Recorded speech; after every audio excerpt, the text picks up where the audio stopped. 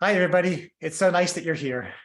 Today, Randy and I want to briefly introduce ourselves to you, give you a sense of who it is that you're going to be listening to. And why you might want to listen to us. I think that's a good point, Randy. Who and why?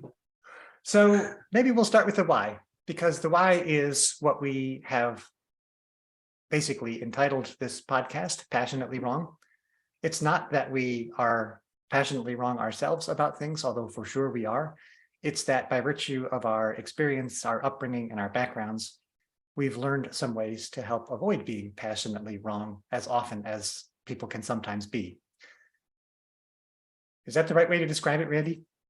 No, I think that is. I mean, I think it's different than like when I would tell my daughter, "Hey," or my daughter would say, "Why are you always right?" And I'm like, "That's a very good question. You should ask that of yourself. Why am I always right?" And then if you're wrong a lot and you just agree with me all the time, you'll be almost always right too.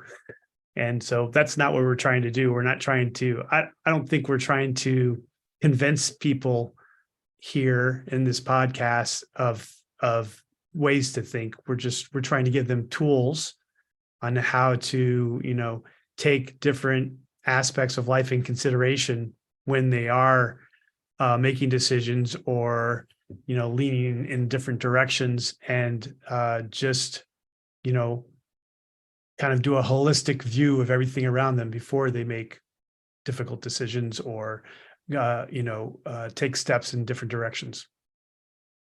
Yes, and at a high level, the way we've described what we're going to cover is things like making sure that you get additional information as broadly as you can, challenging your assumptions.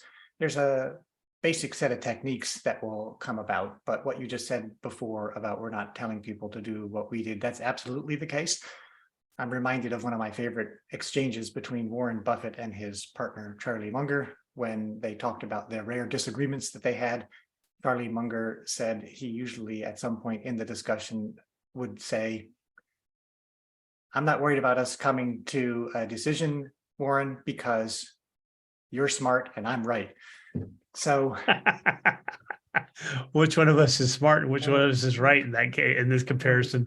well, we'll leave that to the listeners to decide. But maybe we'll start, Randy, by explaining what it was that probably set us on a somewhat unusual trajectory from our childhood on. And it is the fact that our parents moved us from the country of our birth to somewhere outside. In my case, it was moving from upstate New York when I was 8 years old with my family to Saudi Arabia. And then I spent the next 10 years of my life growing up outside of the US before I came back for college. How old were you when your family moved away, and where did you move from to? So I don't know exactly. I'd have to do the math, but I was in third grade, which is, I don't think that's quite 8. I think maybe 10 would be a better estimation. Though probably 9, 8 or 9, I guess. My family, first of all, before we even moved out of the country, my father worked for Ross Perot, who many people may know, depending on how old they are who are listening to this podcast, but is billionaire in Texas who very pro-military. I ran for president a couple times, and he had this company called Electronic Data Systems, which was a computer company. And my father was very innovative and smart and had a math degree and immediately went into computer science before it was even a possibility to get a degree in that, and actually worked in NASA during the first moon landing for IBM. And then he got hired by Ross Perot, and we lived everywhere. I was born in Houston. We moved to Galveston. We moved to New York, Staten Island, New York. Then we moved to New Jersey. Then we moved to Connecticut. And then we moved back to Dallas. And when I was in third grade, we moved to Iran, for those of us who know, which is interesting because I don't know many people who have like the background where you moved to Middle East and Europe like you did, James. And then I spent 3 years in Iran, got evacuated out in 78 during the revolution, spent a year in London, and then 5 years in Holland, which is where we met, and then graduated high school in London. All right, well, that's a lot to digest, and I learned some new things there. Despite all the times we've been talking, Randy, I didn't know that your dad worked for NASA during the moon landing. That is just so cool, and I love that tidbit. Having ambitious and accomplished parents is a great way to grow up, because for all that it is challenging and seems to set a high bar, it also provides an example of what it means to perform at a high level. And both of my parents were also very accomplished. My dad is an engineer, chemical engineer, soils engineer, and worked for an oil company, Aramco. And that's what took us to Saudi Arabia in the first instance. And after 5 years, we moved to Holland, luckily just in time for high school. And of the two countries, I have to say, being a teenager, 13 to 18, it was far better to be in Holland than it was to be in Saudi Arabia. I moved back to the US for 3 years of university. My last year of university, I went back to Germany. I did a semester at the University of Trier, and then back to the US for law school, business school, a couple of years working in Manhattan, and then moved overseas again. I spent 2.5 years in Frankfurt, Germany, then went to Switzerland and spent a pretty significant chunk of time there, 23 years working for a global multinational, and from Switzerland had business dealings pretty much all over the world. I really traveled a ton, but then for shorter business trips. So I think people listening will get the impression from this that you and I have spent time in a lot of places and moved around in a lot of places. But if I focus on what it is, so that brings a sort of cultural exposure that I believe, at least in my case, I don't know if it was this way for you, taught me something about decision making, because it basically created, by showing up and spending time in so many different places, you didn't know the rules, you didn't know how things worked. So I became an observer of cultures and systems and people. How do you get along in this place? What are you supposed to do? Do you talk first? Do you not talk? Can you, just basically trying to figure out how things worked. And it led me to observe and gather information before making quick decisions or decisions at all. So, yeah, I mean, I agree completely. And in a way, for me, and I think maybe for you too, though you didn't mention it, that included the United States, because I'd been living outside the United States for so long, and I graduated high school in London, which, as much as it speaks similar language, it's not a similar place to live with the same rules and everything else that the United States has, or the same culture, especially as a college student. And so when I went to college for a year before I joined the military, it was a whole new, I had to observe what was going on and what my friends that I made there were doing on a normal basis. I had to learn how to drive. I mean, there was no reason for me to drive in Holland or England with public transportation. So my parents ended up hiring some guy from Sears to teach me how to drive while I was in college. But just different things that I was trying to see what was going on and how things were working. I didn't assimilate very well in college. I ended up dropping out and joining the military. But it was something I actually wanted to do earlier before I went to college. It's just something my parents really thought at college would be beneficial to me, and they probably weren't wrong. And it definitely helped my career in ways I hadn't anticipated in the military later on. So I want to echo something you said, which is the US is also very much a foreign country and culture, depending upon how you've grown up. Despite all the places that we went to and lived in and traveled when I was growing up, I never felt the amount of cultural dislocation that I did when I came to the US to go to college when I was 18. Just incredibly shocking how I felt like a foreigner and didn't fit. And that you think about who we went to high school with in Holland and who you then went on with in London. An incredible diverse mix of people from all over the world. It's usually international people whose parents are there for a short time, so they send their kids to the American school. And somehow that felt totally normal and natural. And yet coming back to the US, where I thought, oh, I'm born in the US, I should have no problem fitting in here, was really a very disconcerting, because I didn't understand how people thought and talked and what they were focused on. I never felt like I don't know if this is even a word, but a normal American again, ever. And it doesn't matter what I did since then. It just something by virtue of our upbringing changed that switch.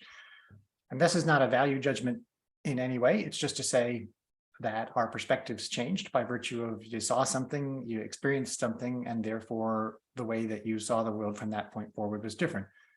I think it's clear, or will become clear to people listening, that you and I found ways to use our experiences to become competitive, to learn how to excel in the situations that we put ourselves in. You had a less auspicious start than I did, at least objectively, deciding to drop out of college. I stuck with it and graduated early, went on immediately to business school and law school, and cranked it out. I was always a good student. And then got a high-powered legal job, and then went on to get a high-powered in-house counsel job. So for me, the professional trajectory was always pretty clear and very, I don't want to say straight line. There was bumps and journeys along the way, but it worked pretty well. It seems clear to me, but maybe you can describe it because people don't know yet. You also found a way to really excel in your progression once you left college and entered the military. And I just maybe briefly describe for people what were the steps along the way and the things that you did that were that makes you unusual. Does that mean I'm weird? When you say unusual, is that a nice way of saying I'm weird? When I say unusual, I just mean statistically, not many people do any one of the things that you did. And you can probably list 3 or 4 that put you in the 1 in 100 or 1 in 1,000 category. So you're a statistical anomaly. That's what I mean. I think it's funny that when I went to college, right, I was put in with 2 roommates that I didn't know, like most people are back then anyway. I don't know nowadays. And so there was 3 of us in this room, and they knew the name and they knew where I was coming from, right? And so they thought I was British because I'm coming from London, England. Randall Searles. Sir Randall Searles, Lord. But the funny thing is, my uncle lived in San Antonio where I went to college, and he was ex-Air Force during the Korean War. And he is my great uncle. And he took me to the Air Force barber before I went to college, because he's like, it's cheap. I'll take you there. So I went there, and the guy gave me a buzz cut. So I looked like a skinhead. So I walk into the dorm rooms and it was a skinhead, and they think I'm British. And I'm like, what's up, guys? And they're like, oh, you speak really good. You have a really good American accent. It's like, because I'm American. It was a very interesting. It was very interesting that first meeting, and then the first year it was just weird, kind of assimilating there. Anyway, I didn't assimilate very well. I didn't much care for college. I didn't know what I wanted to study. I was taking engineering and computing classes. I was taking Russian for some reason. I had a very random mix of stuff, and I also took like some crazy 22 hours my first year or something like that, 24 hours. I don't know. I don't remember, some crazy number of classes, because I was like, oh, this sounds pretty simple. But anyway, I dropped out. Didn't get great grades either, but they didn't give me they did give me another chance if I wanted to improve my grades. And I decided I wanted to join the Army, which is kind of what I wanted to do and begin with. And I joined, immediately got a contract to join the Rangers. And, went and also, we're going to talk about this in later episodes, just logically going, well, I've seen Stripes. I don't know if anyone remembers Stripes, and it's like Bill Murray trying to do push-ups, getting, trying to bet $20 to his buddy to do 10 push-ups. I was like, they do push-ups, they run, they do sit-ups. I should probably practice all those. And I was doing that, and even when I was in college, with the anticipation of doing this. So when I got to basic training, I was fit. And I think a lot of people go to the Army and they think the Army is going to make them fit, like it did in stripes. So I was already like getting awards for my fitness, like on a weekly basis. Like I was like PT soldier of the week every week. And finally, after the fourth award, they're like, all right, we're going to have to give this to someone else, even though you are the fittest soldier every week.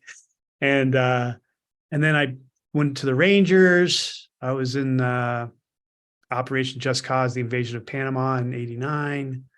Then I actually got injured in that war. And then when I recovered, I applied for the Green Berets, and I got into the Green Berets, and did that for about 25 years, where I was in mostly, they taught me Spanish. I spent most of my life, my military career in South America, a lot of it in Colombia and Peru, fighting the FARC and the Sendero Luminoso. And then, of course, the war on terror started. So I spent a lot of time in Afghanistan and kind of flipping back between Afghanistan and South America. Somewhere along the line, I got assigned to Colombia for 4 years, which was at the embassy as a security NCO. And I did that for 4 years. And then I did some administration jobs, and I went to Kuwait to support the war in Iraq and Syria. And then I went to Italy for my last trip for 4 years, where I met my lovely girlfriend on walking the Camino de Santiago across Spain. And now I live in Romania. Well, that's a whirlwind tour of what you've been up to. And I want to come back to a few of those things, but something that you said, two things you said there struck me. And one big area of difference between you and me is I paid no attention to fitness whatsoever until I got to my mid-30s. I wanted to get a letter jacket in high school, so I joined the track and field team, but I think, shot put and discus. I thought that was the easiest. I wouldn't have to do any running at all. I was so bad, but I got my letter, I got my jacket. And then I promptly put away any thought of physical activity again until, as I say, I was in my mid-30s. And then I started running, and I took to it with a passion. It somehow fit me. So I started running marathons relatively soon after that. And I've been running marathons every year for 20 years. I did long distance, ultra marathons for a while. I did triathlons, but mostly it's been running. And I think there's some benefits that come from physical fitness that we're going to talk about in other episodes. But I certainly didn't start out being focused on fitness and good at it like you did and were. The other thing you said that was interesting to me, and maybe we'll just briefly mention it, is I don't think I picked up on the fact that you also studied Russian. That's interesting. You and I both studied a large number of languages, and I wouldn't say we think we can speak all of them anymore. There's a couple you and I both speak reasonably well, but I studied Arabic, Chinese, Dutch, French, German, Latin, and Spanish. And maybe I can get away pretty well with German now, and English most of the time. What are the languages that you studied, Randy, and which ones are still reasonably proficient? So I think, well, of course, in high school, I studied Dutch, French, and Spanish, but not to any level more than getting around the countries I was in at the time. I did a year of Russian, which given the where I'm at in the world right now in Eastern Europe would probably have been beneficial than any of the other languages, but I nothing of it took except for like da, and well, that's about it. But then here's a funny language story. So we're getting ready for the invasion of Panama, and my commander's like, hey, who speaks Spanish? And I was like, well, I took some Spanish in high school. You're hired. Come over here. And they gave me this card, which was basically, hey, we're the U.S. Army Rangers, surrender or we will destroy you, or something like that, right? but my Spanish was not, I mean, I took 2 years of Spanish in high school 3 years ago or whatever, 2 years ago or whatever. And, and I was studying Russian between that. And so my Spanish was basically, I mean, I don't even have a Texas accent, but it turned into a Texas Spanish drawl, like, somos los Rangers de Estados Unidos, si no leves humanos rendiren, vamos a destruyarte, or something. I don't know. I can't remember, but it was the silliest thing. Anyway, so that was the plan for I was a part of the plan. I was probably named one of the small nuanced persons that was actually named, like, and Randy will be over here. Private Searles will be here with the loudspeaker announcing our intentions on the attack, so they can surrender or something. I don't know. So the Army didn't teach me Spanish until I went to the Q course, the Special Forces Qualification course, to get my Green Beret, and I took a entrance exam because if you take a language test, you score high enough, you don't have to go to language school, go straight to a Green Beret team.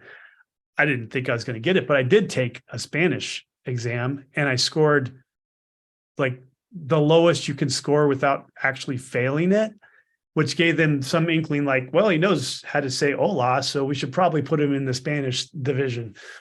And the funny thing is, I didn't apply to go to South America. I applied to go to Africa, which I'd never been to. I applied to go to the Middle East because I had spent some time in Iran, but I was interested in learning those languages. And I applied to go to Asia because I'd never been there. And somehow I ended up in the South, because there's 5 groups, and each group's in charge of a different, basically a different continent. And so I was like, I don't know how I ended up in South America. It wasn't in my top 3, and you only get top 3. So I don't know. Should have been impossible for me to get it. And come to find out, I had a friend that had flunked out of the Q course and got assigned as an admin guy. And his job was to figure out who went to which unit. And he saw my name come across his desk, and he's like, he doesn't really want to go to those countries. He wants to go to South America. So he put me in the South America pile. I found this out years later. And I was like, he's like, you're welcome. I was like, for what? So they taught me Spanish, and I was the undergrad of the Spanish course. And then I spent the next 20 years going to South America. So I was spending like 6 months of the year, sometimes 9 months out of the year in South America, training armies and police. And so that's how I learned Spanish. I also picked up Portuguese, went to Brazil a couple times as well, because it's part of South America, obviously a large part of South America. And then I almost got a job to go to Suriname. I don't know if you know that Suriname speaks Dutch, but they had a job there, and everyone was like, does anyone speak Dutch? I was like, well, I could say Ik hoop en yo with a really bad accent, and which means I love you in Dutch. And they're like, that sounds like Dutch to me. Yeah, so I got all packed up to go, and they canceled it at the last minute. And yeah, so that's really my language capability. It is funny to hear you describe how little proficiency you needed to have in a couple languages for yourself to rise to the top of the list of volunteers or potential candidates. And that's an important takeaway for anyone listening, which is you don't need to be an absolute expert. You just need to be better than your competitors in a lot of fields, actually. No, I mean, it's a good point. You start somewhere. You just need a little bit of an edge sometimes to get your foot in the door. And the other thing that I also experienced in my career is you can have an idea of how you want things to go, a plan even, but I'm reminded of the old saying, man plans and God laughs. Stuff utterly unexpected happens to you. Nowhere in my life was there the plan or even the idea of spending a quarter of a century in Switzerland. I couldn't have picked Switzerland off of a map, notwithstanding having lived quite close to it for a while in Europe. It just happened for good and various reasons. Mostly, I was looking to get out of the law firm environment that I was in at that point in time. It seems glamorous from the outside. These are, leading prestigious global law firms, but the work environment is tough. You work 100-hour weeks. They're nasty. So I was looking for a way out of that, and I got an opportunity to move to an in-house job and to do it for a really cool company and at a really senior position. I started my in-house career very unusually at the age of 30, directly in the general counsel role, which was a whole nother story, which we might get into at some point. But so for me, that decision was an easy one, but it wasn't in my plan. I never had the idea of working in Switzerland and working in that way.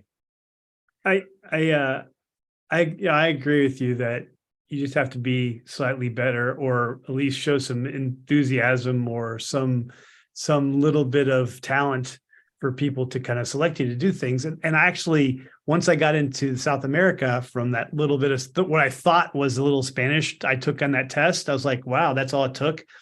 When I reclassified from a weapons expert in the Green Berets to a medical expert. And when I switched, I wanted to switch units because South America was not happening, but the policing actions and things in Yugoslavia were happening, and I wanted to go where I thought we were making a difference. So I started teaching myself, and this is before internet, before Duolingo. This is like I went to Barnes and Noble, and there's one book on Serbo-Croatian or something like that, some whatever language they're speaking over there. Serbian maybe. And I said, well, this is probably what I want to learn. So I got some tapes and I got a book, and I said, I just need to get the same level I got in Spanish. That's all I need. So I studied while I was studying through the medical course. I also was listening to the language and trying to get to the language. And then, because I didn't know that my buddy had actually stuck me in the thing. I thought it was my little bit of Spanish I knew. And then I get to the course and they're like, you came from the South American people? He's like, yeah, but I'd really like to. I was like, well, that's where you're going back. And I was like, but I'd like to. Is like, yeah, this is the Army. We don't really care what you want. Now, on the other side of that coin is when I got assigned to Italy, Italy is the headquarters for all the in Italy, there's the headquarters for all the people that work on the African continent, because we don't actually have a forward base in Africa. So the forward base for Africa, for the headquarters, is actually in Italy and Germany, depending on if you're Army or Air Force or Navy or whatever. And so I knew I was probably going to end up going to Africa. So I really tried hard to learn French in like 3 months. Well, the first 3 months I was there. And sure enough, someone's like, hey, we got to go to Tunisia. And it is like, I was like, I'll go. It's like, well, we need someone who speaks French. I was like, mais oui. And they're like, oh, you speak French? It's like, okay, no. No, I was like, they're like, that sounds like Spanish. It's like, oh, yeah, you're probably right. Parce que. Not just throwing words out there. So then I started being known as the enlisted guy that kind of spoke French, but spoke better French than most of the other Americans who thought language was too hard. And I would go down there. I was like, okay, what are we going to do down there? We're going to do this, this, and this. And the Army has these online instructors that you can take advantage of if you know about them. And you just sign up for it and say, all right, I got to go to France to talk about this, and this. So I need vocabulary. And these are kind of the talking points I want to talk about. So let's talk back and forth and ask questions and answer them for the next month so that I'm prepared to go. So I get down there and they have a translator from the embassy and an Army guy that's been there for 3 years who doesn't speak a lick of French, and for some reason, who has access to as much, if not more, French speaking lessons than I do, because the embassy has French speaking teachers as well. And we get down there and he's like, yeah, I don't speak much French. That's why I brought the translator. It's like, well, I know a little French. It's like, well, I've taken lessons for 3 years, but, lessons are garbage, because you have to kind of live it. You have to live there to learn it. And I was like, you live here, buddy. He's like, yeah, but you have to you can't just learn a language. I was like, I think you can if you try. And so we get to this discussion with military people, and the translator is not military. And there's vocabulary for every job that you use. And if you don't know the vocabulary, you're not going to get much done, because the translator is going to say, I don't know what you're saying, so I can't translate to this guy. And the translator is going to look at the French guys like, I don't know what words you're saying. I don't know those words in English, so I can't help you. So this went back and forth for like 10 minutes. And I was like, hey, can I try? I was like, well, we brought the translator because he speaks French. It's like, well, I told you I took French. It's like, yeah, but you're American. I was like, or am I? And then I just went in with the talking points, and we just had a conversation, and it wasn't 100%, fluid, but with the translator, we figured it out, because I could explain little words to the translator, and he's like, oh, I know what you mean. And then we could get through. But then we got through the whole thing. And then from then on, for the next 2 weeks, the guy who was based there was like, hey man, can you order us food? Because I've been here for 3 years and never been able to go to a restaurant, and stuff like that. It's just crazy. I was like, who are you, man? Why you can't even say like chicken? What's going on? But anyway, that's my language story. But but that feeds into like just about any skill, right? If you know if you think ahead, if you think like a chess player, you think for the long term, like, what am I going to have to do in this job? And also you make yourself useful. That's another way. We're going to talk about this in future podcast episodes about how do you get ahead, how do you, hard work, and how do you make yourself useful, and does that help you get promotions? Does that help you, get further in your company or your profession? And I think the answer is wholeheartedly yes. If you look to what does your position, your job, and your company need in the future, and make yourself useful in those little nuanced ways, then you'll be the go-to guy. I would say this is definitely not about languages. It's a little bit about understanding our background, and that was something that we were both exposed to. It is exactly about what makes you stand out, what it is that could potentially be useful. I usually focus a great deal on being productive, being efficient, and that means not wasting my time. But I have to say, when it comes to the acquisition of random skills, you really don't know and can't predict when having a certain skill set is going to make you stand out and be useful in a way that derives unexpected benefits. If you're the only person in the room who knows how to use the fax machine, you're suddenly a really important person. No, and it sounds so stupid. It's oftentimes very trivial things. If you learned to pick up the banjo at some point in your career, you might be the life of the party and save an awkward social event.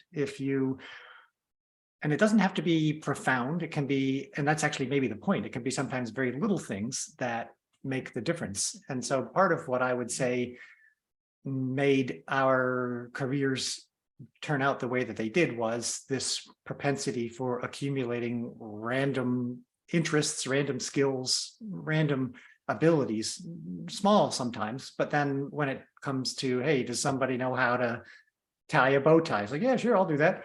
Or whatever it is. I don't want to, be in any way limiting in terms of what sorts of skills and interests and abilities might serve you later. So that's an encouragement to just go where your interests lie and don't worry about whether there's an absolute end game or plan. Is it likely that it's going to be useful to you to have studied Persian? Maybe, maybe not, but there you go. All right, so maybe a few other things to mention from my side. I didn't only practice law. It's where I spent a great deal of my time. Maybe starting 10 years ago, I got into teaching. I started to teach students at the University of Zurich on a variety of different topics, mostly law students, mostly about legal stuff, but that was a new and different activity for me. I also near the end of my career, switched to working in sustainability. When I decided to retire from the general counsel role, I continued working for a couple of years running our sustainability program, which was interesting and eye-opening and taught me a lot about the ways in which people think and work and how to get stuff done and how to deal with people who have competing and impossible to meet demands. Much harder actually than the legal field, where there's almost always an answer. You may not like the answer, but I can tell you, okay, here's what it is and here's whether we can do it or how to do it.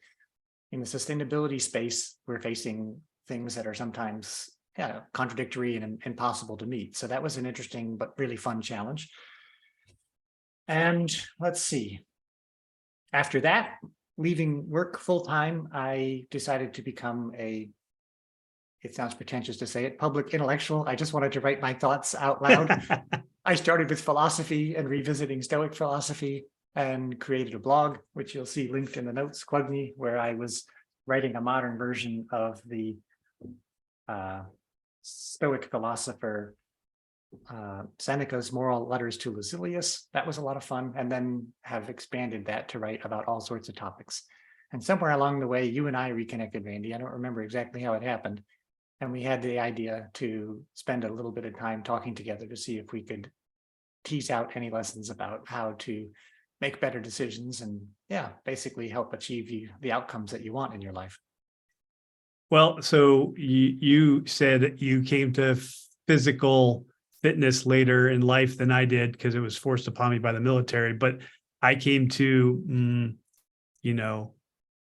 degree intellectuality later in my life, because I always, even when I came in the military, I always knew that I would have to get out sometime and I probably need a degree if I wanted to get a job. So I worked night and weekends on my degree. And in 2020, I got a degree in history. And then I said, what am I going to do with that? And then I said, I really want to be a writer. And so I pursued my MFA in creative writing from there. And I got my MFA in creative writing a couple of years before I retired, and became a freelance editor, ghostwriter. I actually authored a couple books too. And then I also wanted to not work for the man, and I wanted to live where I wanted to live and be with who I wanted to be with. So I went hiking across Spain, met my fiance, and then we decided to move to France. And I followed you on somewhere in either LinkedIn or Facebook, and I saw that you were in Switzerland. And I said, France is near Switzerland. And I reached out to you, I think on LinkedIn, and I said, hey, I'm in France. Where are you? And he's like, I'm in Switzerland. And then we got on the phone and we had a phone conversation. And then you moved back to the US.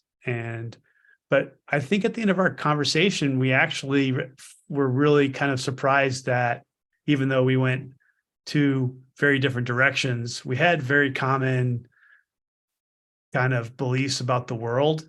And it wasn't like Democrat, Republican, it wasn't along those lines. It was just like, why can't we all get along? Does everyone understand the other side of the point of view? And I don't think we had a lot of disagreements, but where we did, they were disagreements on, well, have you considered this or have you considered that? It was more of a kind of a problem solving and trying to figure out what the source of the problem was than I'm right and you're wrong kind of things. And I think that first conversation we had, I said, you know what, we probably have a really good podcast. And then I think I hung up, and I think you thought about it. And then we had another conversation or an email exchange, and here we are. And I would be happy, Randy, if as a result of this podcast series, we help ourselves and anyone else arrive at better discussions with their family, their friends, their work colleagues. We're not going to try to convince you that we're right, because we know we're not. And that's not the point. The point is really to be open to arriving at a better understanding of the world and how it works. And so from that perspective, we hope we've given you enough of a sense of who we are. There's lots of layers of the onion to peel back, especially the Randy onion. But also and the James Onion. I think, you know what? I think one thing we've never mentioned is, we were friends in high school. We knew each other. We were in the same classes. I don't think we hung out much in high school, and that was to 10th grade. And then I left in 11th and 12th grade. And then we went Eurorailing together with a couple other guys. And all the people that I went Eurorailing with, none of them from my new school. I didn't go with anyone I met in England that I spent 2 years in high school with. I went with all my friends from the school in The Hague. I went with you and Edgar and Tom and Bill. Is that it? I think it was five of us, right? Yeah. So we went Eurorailing, and we didn't travel the whole month together, but we went for a couple of weeks together. Were you there when we got locked in that hostel in France and we had to jump out the window onto the car? I'm Do you remember that? Plead the fifth. I don't recall.